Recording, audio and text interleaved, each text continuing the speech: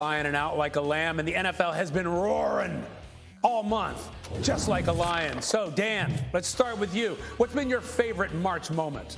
The Denver Broncos going full Matt Damon from Rounders and just going all in and saying, Russell Wilson's our guy. I mean, Russell Wilson's a quarterback that has played at an MVP level for multiple years. The Broncos said, we got a really good football team. Our defense is going to be a top 10 unit in the NFL. We got good skill talent and a great scheme. Let's go get our quarterback. Never did I think when I got up this morning I'd hear a Rounders reference. All right. So, Ninko, what's your favorite move this March? He beats me straight up. I'm saying Matt Ryan. I'm sorry. Oh, I dropped my mic. Matt Ryan to the Colts. I think that move right there was probably the best move. They are looking for a piece, obviously, to get deep into the playoffs, and I think he's set up on a great team with a great defense and a good running game. That's okay. You're so excited about March, you threw away your mic. Jeremy, what's your favorite move this March? Pay that man his money. We're going with the Rounders theme. Davante Adams trade. He got his money. He finally got his money. The Packers weren't going to do it. But this is one of those trades where you're just shocked. You're sitting there working at your computer, and you look at the computer and you're like, I mean, look at this blockbuster. Like, nobody expected it. They were looking at receivers during the week. I heard they were looking into guys like Allen Robinson. Me, the dummy that I am, thought, oh, they're going to pair Davante Adams with a really good receiver. No, they were looking to replace him the whole time. So just the shock level here was astounding.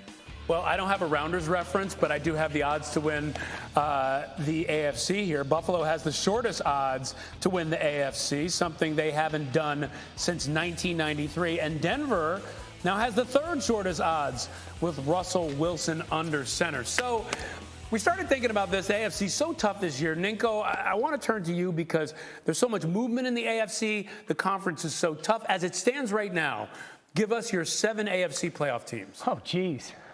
Okay, here we go. All right, here we go. Ready?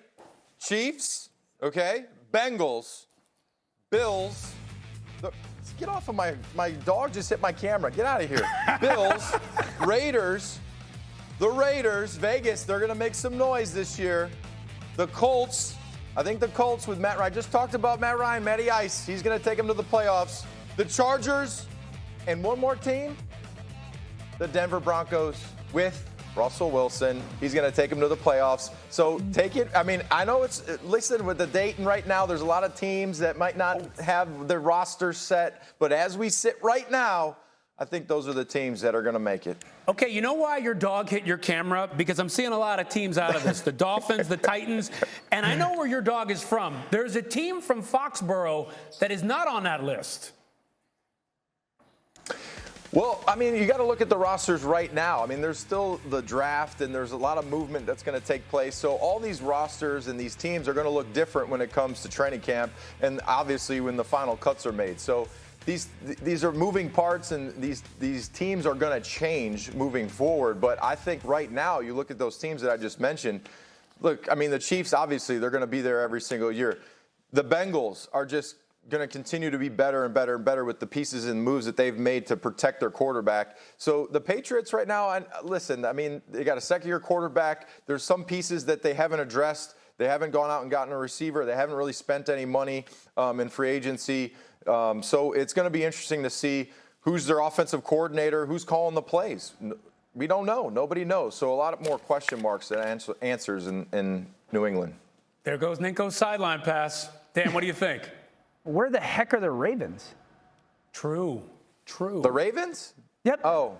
Yeah. Oh, yeah, I forgot about the Ravens. But are they going to bounce back? Are they going to bounce back, Ninko? They had me playing at the end of the season last year. I mean, they were the most injured team in football and still almost made it.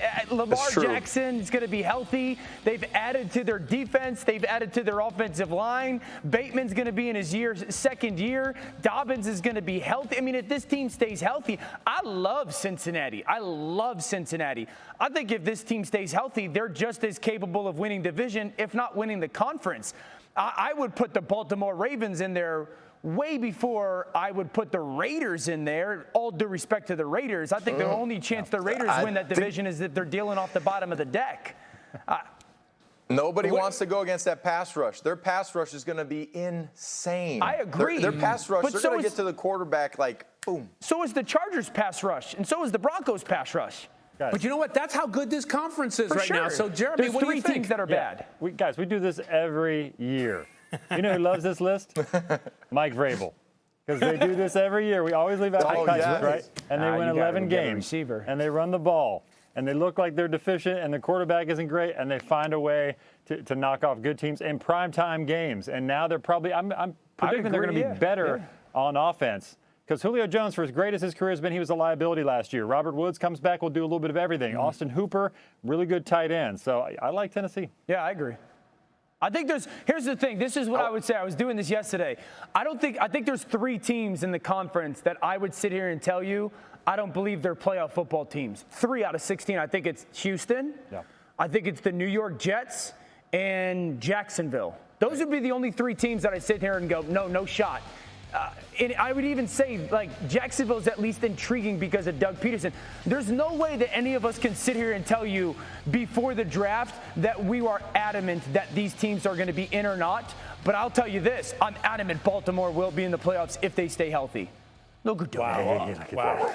And there's the dog saying, I can't believe you left out our Patriots. Look at him sad. Look at the My dog comes and he grabs my hat, my shoes, bones, everything while I'm trying to do a beautiful show.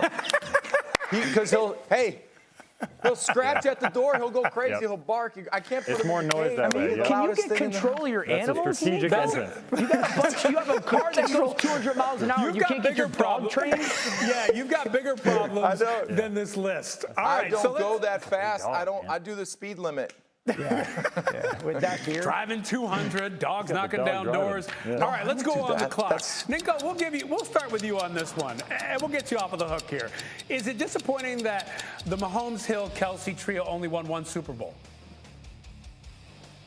Yeah, I think so. I mean, I think we anticipated them winning 2, 3, and I bet you if you asked them, hey, would you have liked to have won more? Of course they would have. And now that that's gone, I still think Kansas City has a great opportunity and chance to win another one. So, again, I think that the 3-headed monster, so to speak, they should have probably won 2, more than just 1, but they still have 1. They still have hardware, so it's cool. Okay, so 1's better than none. Dan, where's Jimmy G going to be playing next year? San Francisco. And I think I'm a little bit surprised to say that. I think there's 3 things working against Jimmy G. Number 1, still gives the ball away in crucial moments too often, and I think that scares teams away. Number 2, the health of his shoulder that Jeremy had mentioned. This is a guy that hurt the thumb last year and had shoulder surgery. And then, are you an organization that really believes that you have a better play caller and offensive skill weapons than San Francisco? Because with that, he was still just an average player, a good player, and had team success, and I think that's what kind of shies and or scares some teams away. Okay, and then Jeremy Fowler. Will Baker be a starter next year? I'm going to say yes. Somebody will step up. It's like that line from Cam Newton a while back. There aren't 32 better than me. And have you seen some of the bad depth at quarterback of some of these teams? Like Mayfield, for all his struggles, is still one of the best 32. He's probably closer to 20 than he is 32 as far as ability at the position. Now, we know it's not always that simple. Colin Kaepernick is probably one of the best 32, never got a job. So, it depends on the team dynamic. But somebody's going to step up here. Maybe Detroit. John Dorsey is an executive there in Detroit. He drafted Mayfield number 1 overall. Maybe they'll make a move there. Seattle, I still think there's some hope. They've done a lot of work on him. Maybe they'll step up.